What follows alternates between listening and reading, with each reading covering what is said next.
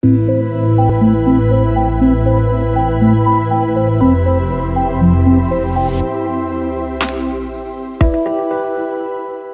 name is Zubin and I'm the founder of AtréYoga, and today we are going to do a wholesome sequence which is not going to be anything longer than 15 minutes, but it is very effective. It's something that works on your neck, your shoulders, your hips, your legs, your thighs, your joints, and it gives you that instant space and relief that you're looking for.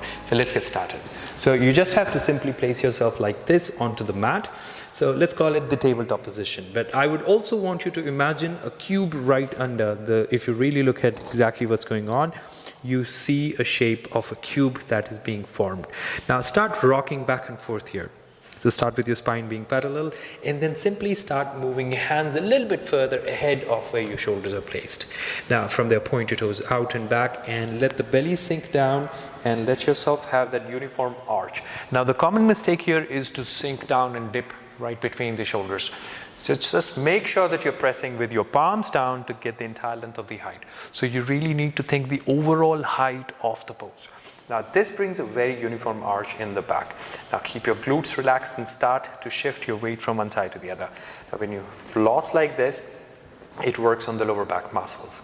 Then slowly when you breathe out, you point your toes in and let yourself sink into this position which almost looks like Parvatasana, but your knees are bent. And here I would want you to grab the edges of the mat like this and stretch the mat straight. Now sink down with your chest. Now you want to imagine everything right between your shoulder blades. It's getting concentrated, it's getting astringent. The pose looks almost like a wound spring. So when you unwind, it opens the body into the plank. So you are into the plank here, and not just stay into the plank. We would want to make the plank a little bit more interesting by moving the weight from one side to the other. I feel that poses, they get a little boring when you're just holding them. I would always want to move into the pose. I would always want to see where is that, how is that I can make a bit more out of a pose. So you want to see by shifting your body weight and see what happens. Maybe something gets better, and then when you release the breath, you go down.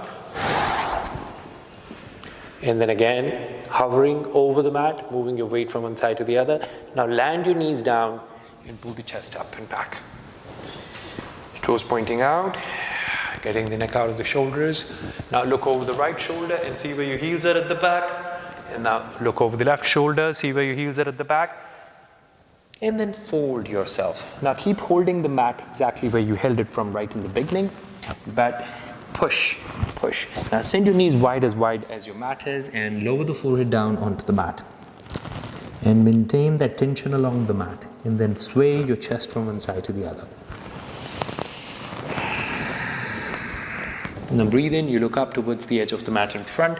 Point your toes back in and lift, stretch the mat, and you'll be able to lift your knees up off the mat. Send your knees wide as you can. When you breathe out, you settle the knees down back onto the floor. Plant the palms down back onto the mat again. Keep your toes pointed in, and now make your back go round. So imagine the vertebra here right in the center of the spine, and you want to lift it up towards the ceiling. So push against the floor with the help of the hands, like this. And once your back is round, you want to shift the weight towards the knees at the back. So press against the floor with the help of the hands. The entire impact of that arch and the curvature in the spine moves from the upper back down into the lumbar region. So that's one area in the body that does not get to move much. So this is why we really need to pay a little bit extra attention towards that bit. When you breathe in, open, arch back. And now from there, when you breathe out, you're going to move the weight forward and then backward. So shifting the body weight is almost like a superpower in the yoga poses. When you shift your body weight and you know how and where to shift your body weight, you will make your poses a lot more effective, a lot more easier, and much more fun to hold actually. So lift your chin up and breathe. So the ability to move in the yoga poses and your ability of the mind to relate yoga poses to metaphors makes your yoga practice a lot more fun. Now here I want to send the shoulders wide. So when I'm sending my shoulders wide, I'm imagining that my shoulder blades are like wings and I'm opening up my shoulder blades, pointing them far away from each other. lifting your chin up. Now I'm imagining how far is my chin from my navel. So I want to make more distance between these two body parts. When I do that, it makes me arch even better. So once I'm done with the back foot bend, I would like to now fold and the body comes into the child's pose. Take a breath, relax your neck and your shoulders. Again, shift your weight from one side to the other. Let's call this moving flossing. So when you floss in and out of the yoga pose, you make the joints do that work, you make the muscles relax, and you also make the fascia release. So when the fascia releases, it just makes your body feel comfortable. And then when you breathe out, you're going to rise up. Now imagine it's like a bread that's lifting itself up. So it's levitating and it's going up, round, back as round as it can be. And then from there, when you breathe out, you're going to bring your left foot where your left hand was. Now sink down towards your heel in front. So your hips sinking down towards your heel in front. Your knee will be on top of your heel and your hip will be lower than your knee is. Now from there, when you breathe in, you just simply want to place your left hand on top of the knee and use this grip to twist. So breathe in, look over the left shoulder. And if your knee at the back is comfortable, you would bend it. Send your left arm up higher, go grab the foot, and then sink down with your hips. So again, floss by lowering the foot towards the front edge of the mat, and then back, and then here. Just make sure that it's comfortable for the knee. If it's not, if it's the weight of the body pushing your knee down, please tuck a towel under or a knee pad. When you breathe out, you're going to lower this foot down, and from there, move the knee forward at the back. Go back with your left leg. Bring your right foot exactly where the right hand would be. And from there, you place your right hand on top of the right knee and you twist. So in order to twist, you really need to move your hip to the left and your chest opens to the right. So you look over the shoulder and you see where your foot is at the back. Breathe in, floss a little bit, and once you feel comfortable again, make sure that your knee is exactly on top of the heel. And after sinking down, you're still holding your hip lower than your knee is. Now this is when you bend your left leg. It's always a good idea to have something tucked under the knee. Send your arm back, grab the foot, and pull the foot in closer. Now pulling the foot in closer is going to stretch the quad. Now from here, open to the right, and then you can open to the left. So keep moving, keep flossing.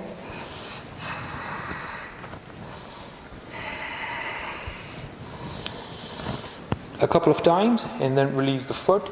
Bring the hand back on the same spot. Move your knee forward. Bring your right leg back. And then from there, you go back into the child's pose.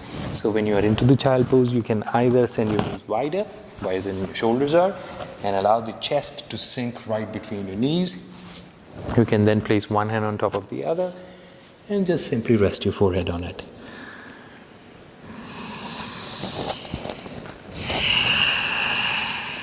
And when you're resting in child's pose, the acoustics are such that you will listen to the sound of the breath.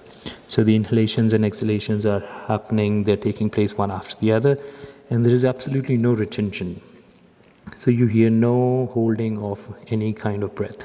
Then when you breathe in, you pull the chest up, settle the arms down onto the floor, bring your knees behind your elbows, point your toes back in, place the crown of the head somewhere between the hands, interlace your fingers and roll forward.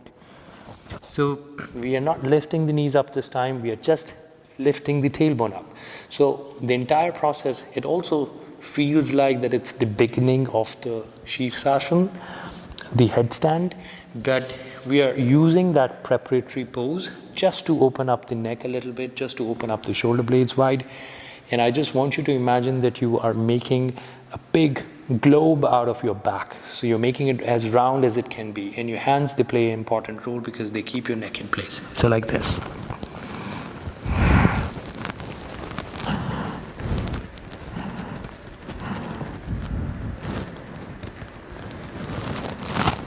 You can totally lift your toes up off the mat.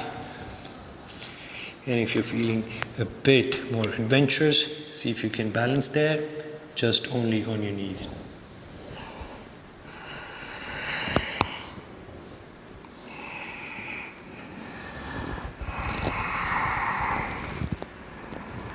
Breathe in, lift, settle, pull the body up, place both your hands onto the mat and jump like this. Here, send your knees wide as they can go and push your knees far out and open. Place both your palms down onto the mat, look towards the edge of the mat and go forward into the crow. Easy, comfortable breath. And why would we not move in and out here? Maneuver. So the body stays very close to the mat and it almost feels like a sports car, like very low ground clearance. And there's a reason behind it, because the closer you are to the ground, the better control you would have over the body, because the center of the gravity being so close to the mat. And this is when you'll be able to move, maneuver from one side to the other, lift your head up, tail up.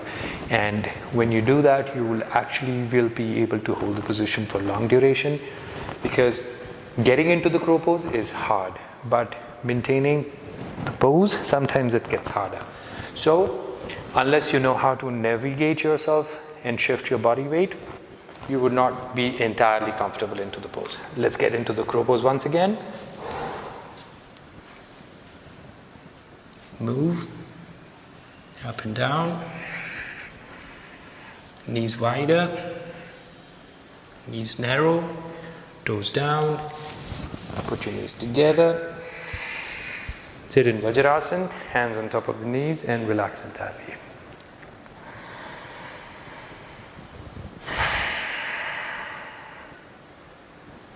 So this was the short class we talked about. I know it's short, but it's very intense if you do this. And if this entire segment can be a part of your bigger class at some point, you would definitely find that it makes a lot of sense to do it together with deeper stretches or right before you get into the Shavasana. This is Zubin signing out. I see you next time.